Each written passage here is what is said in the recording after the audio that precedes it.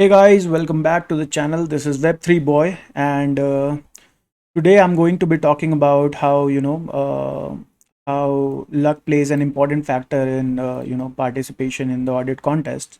How you can make quite big and also quite small amount in the audit contest.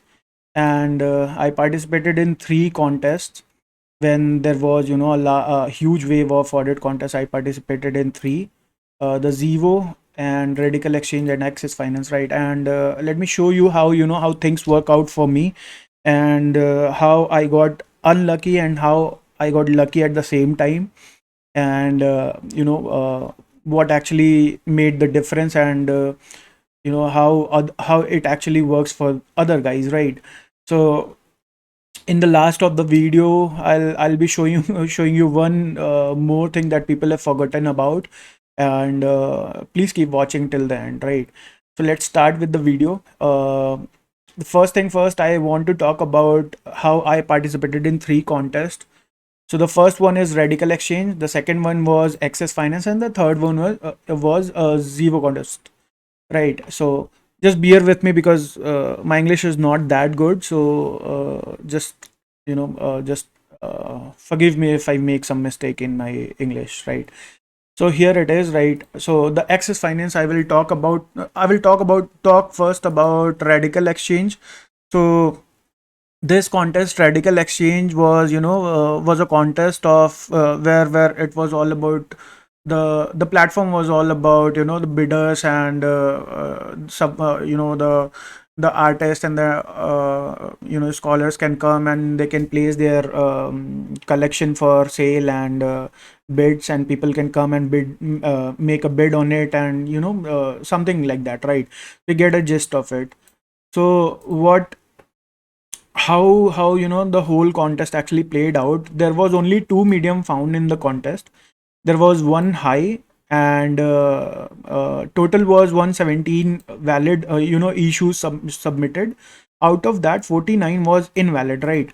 So I found one high, and unfortunately, I participated for the whole time in this contest, and could find only one high, which was found by other these many Watsons, right? So the pot was actually diluted so much that each Watson got like $1.18, right? And there was like two mediums, and those two medium was found by Sammy and Alkaka, the fellow Watsons, and they've got like $2,800, right? And this this was the only solo medium which was found by the lead senior Watson, and he got the highest payout, right? So it was all about how luck played, and how the most obvious issue was found by so many Watsons, and the pot got diluted, and uh, it was distributed into these many Watsons. But those two issues, which was which was found by these two fellow Watsons, fetched them these many dollars, right? So I kind of like found two. I found two, two issues. I submitted two issues and I got like $1.18, right?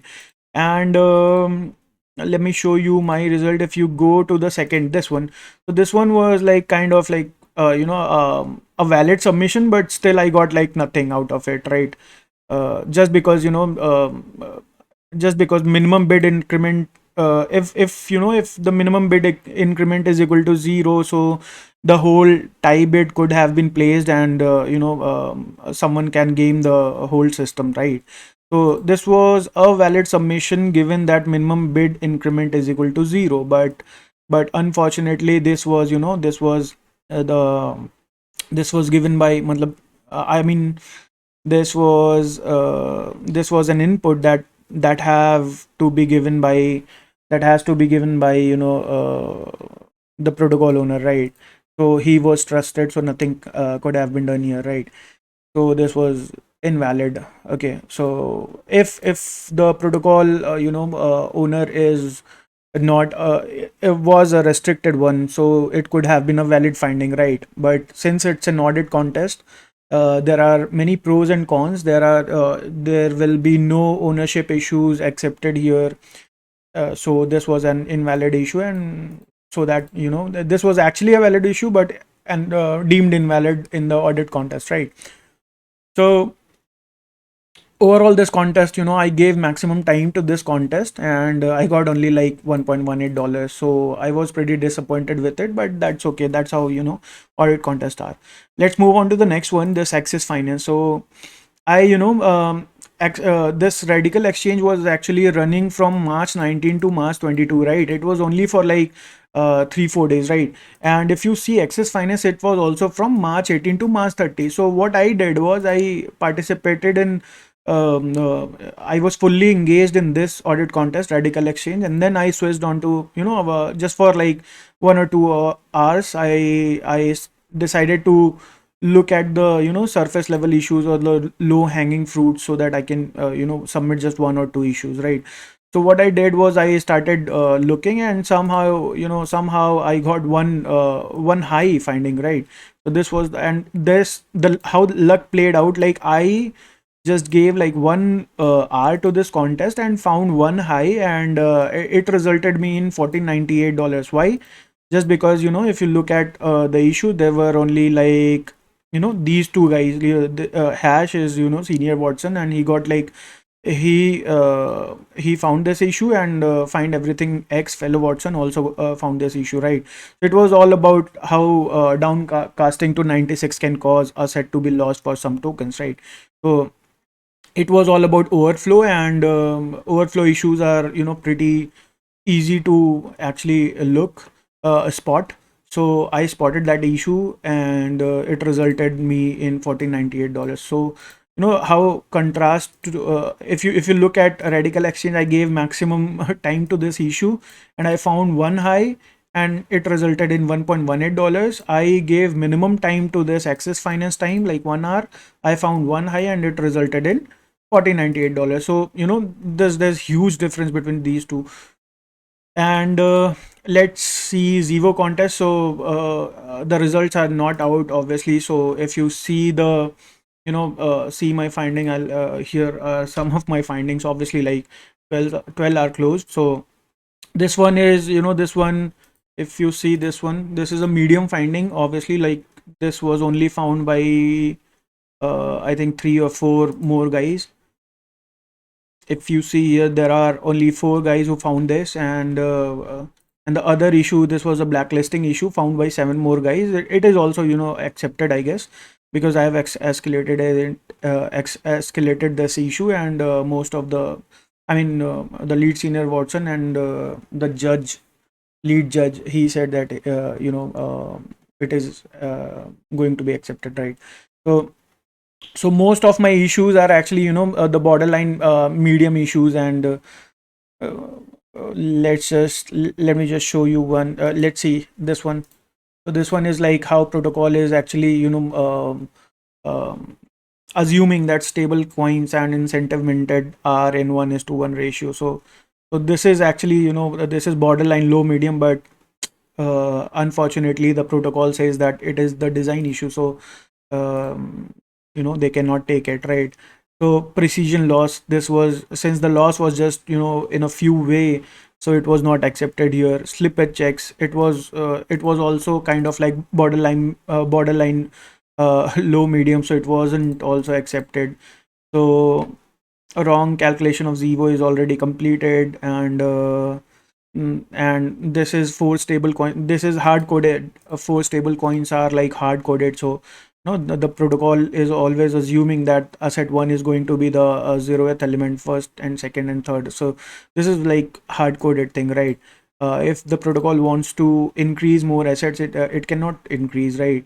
So unfortunately it is intended, so it is invalid, obviously, right? So, and if you see at one more issue, this one, missing slippage checks. So there was the minimum amount out is hard coded as 00, so there was no slippage check, so it was deemed low. So I cannot do anything, because these are like low issues. So Obviously, like in the next contest, I'm going to be very very picky on what issues to submit and what not to submit, right? But for this issue, I submitted like 12 issues and got only two valid findings. So obviously it messed up my uh, you know uh, what do you say, it messed up my valid issues ratio. So somehow in the future, I'm going to improvise this in the future contests. So this is what this video was all about. Like, let's see how I perform in the Zevo contest. I've given my full in this contest, and let's see how I do. Right, so this was all about how how audit contests are actually good for some people and not good for some people. There are many, many people talk about how the escalation period are so draining, and you have to keep arguing with the random people on internet, and just to verify your finding, and just to make your finding a solo one. So this is how the game is, this is how the audit contest actually works. So the good thing about audit contest is you can just come and you can just participate in the contest, and it's a fair game. Everybody gets share of the pot if they find some valid issues, and everybody can make name for themselves, right? So for beginners, I would say, like, come participate in the contest with the smaller lines of code. Like this one was 592 lines of code. So if you are very this ran for like 4 days, and so if it ran for like 4 days, and what the good thing about this is, a 600 lines of code, you can easily review this code, I think one time or two time if you are fast enough. But if you are beginner, I would suggest to do it, right? And initially, don't rely on the results, and just try to find what you missed. And initially, don't go after how the contest spot is, what leads Watson is getting, how the judging pool is. Just concentrate on finding everything, and try to finding everything, or try to understand how the code base works. Rest, just leave it, just keep on repeating the same stuff day after day, month after month, and year after year, and the day will come when you will be you'll be among the top guys in the field, right? So yeah, guys, this is it. I guess I've I've made my point very clear, how audit contests are actually uh, you know part of part of a game where you have to be lucky, as well as you have to be very hardworking and smart working to get yourself a big chunk of the payout, right? Pot. So yeah, this is it, and I'll meet you in the next video, and the next video is going to be all about how I participated in a contest that's running on Code for Arena, and how I'll be discussing about all of my findings there. If you like the video, please share this video, and thanks a lot for watching. I'll see you in the next video, guys. Bye bye. See ya.